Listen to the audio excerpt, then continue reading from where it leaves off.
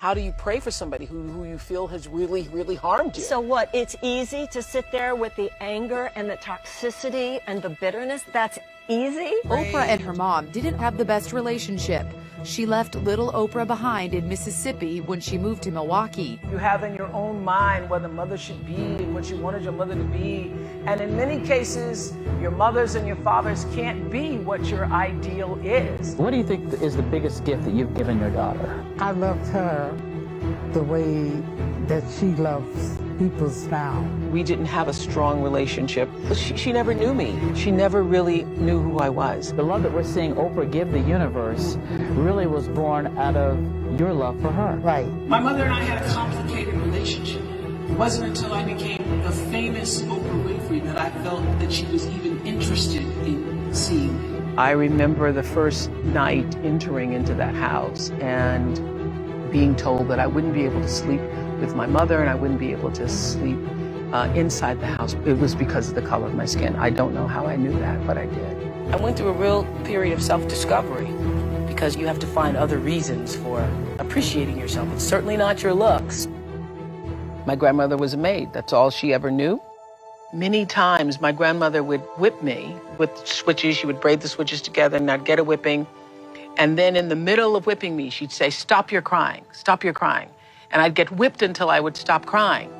And then afterwards, she would say, "You better wipe that pout off of your face. You better put a smile on your face." So you'd have to now act as though the beating that you just had didn't happen.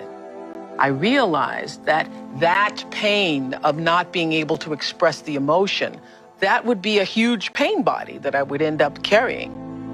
When I was separated from my grandmother and sent to live with my mother at 6 years old, I suddenly land in a place that's completely foreign to me. I don't know anybody. I don't really even know my mother. I walked into that space feeling completely alone and abandoned with no explanation of why I was being sent away. I remember the first night entering into that house and being told that I wouldn't be able to sleep with my mother and I wouldn't be able to sleep inside the house, but there was a little foyer porch before you actually got inside the house. And I was put outside to sleep there. I later realized it's because it was the color of my skin. And my mother was boarding with this very light-skinned black woman who could pass for white. And I could tell instantly when I walked in the room that she didn't like me. It was because of the color of my skin. I don't know how I knew that, but I did. Years later, Oprah continues to be judged and criticized for her appearance. The new assistant news director came to me and said, "You know, your hair is too long, it's too thick, your eyes are too far apart, your nose is too wide, and your chin's too long, and you need to do something about it." I went through a real period of self-discovery because you have to find other reasons for appreciating yourself. It's certainly not your looks. My name is Oprah Winfrey. Oprah spelled O-P-R-A-H, and if you noticed, it's Harpo spelled backwards. So this show that just getting underway nationally. It's going to do, it'll do well. And if it doesn't? And if it doesn't, I'm not defined by a show. You know, I think we are defined by the way we treat ourselves and the way we treat other people. You know, it would be wonderful to be, you know, acclaimed as this, you know, talk show host who's made it. That would be wonderful. But if that doesn't happen, there are, you know, other important things in my life.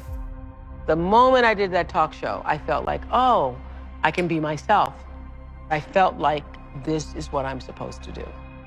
And that was August 14th, 1978. And that was the beginning of fulfilling the calling. My mother and I had a complicated relationship. It wasn't until I became the famous Oprah Winfrey that I felt that she was even interested in seeing me. I knew Oprah was going to be something. What do you think is the biggest gift that you've given your daughter? I loved her the way that she loves people now. My mother, she never knew me on this side. She never really knew who I was. And I realized that I was the kind of child who was always searching for love and affection and attention and somebody to look at me and say, yes, you are worthy. Oprah and her mom didn't have the best relationship. Years later, we're shocked to learn that Oprah had a half-sister, Patricia Lee, whose existence had been kept secret from Oprah. Why didn't you want to own up to it? Well, because I thought it was a terrible thing for me to do. That I had done, gave up my daughter. You have in your own mind what a mother should be and what you wanted your mother to be. And in many cases, your mothers and your fathers can't be what your ideal is. Isn't that correct? Yes, because they were broken when you got them. There are people amongst us like you and like me and many people in this room who are voluminous. We are 10-gallon people. But we may have been born into families of people who have pint capacities. When you are a 10-gallon person and you want love, you want it on a 10-gallon level. But a pint person, they could be giving you all that they have, sincerely giving you everything, but it doesn't fill you up because you're bigger than that. But you must realize some people, that's all they got. 5 years later, Oprah is forced to confront her mother. My mother was dying.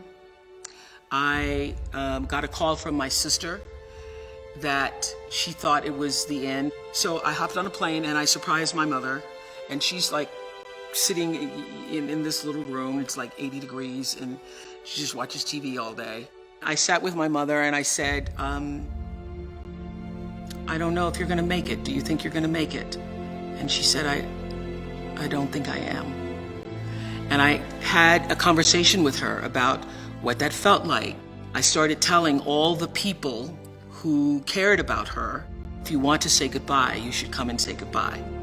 And then I left, and I left knowing that that was going to be the last time. The next day, I had a bunch of meetings in California, and I canceled all of those meetings, and I went back to Milwaukee because I felt like I had not closed it. I wanted to make sure that I said everything I wanted to say. So I went back, and I waited for a way to say what I wanted to say.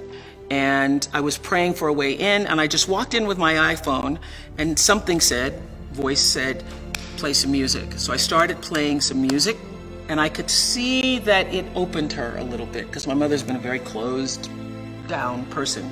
And I could see that the music gave me an opening to say what I needed to say. And what I said was, thank you. As a young girl, having a baby, no education, 17, you get pregnant with this baby. Lots of people would have told you to give that baby away. And you didn't do that. And I know that was hard. And I want you to know that no matter what, I know that you always did the best you knew how to do. I thank you for being the mother that you knew how to be, even though many times it wasn't what I thought I needed.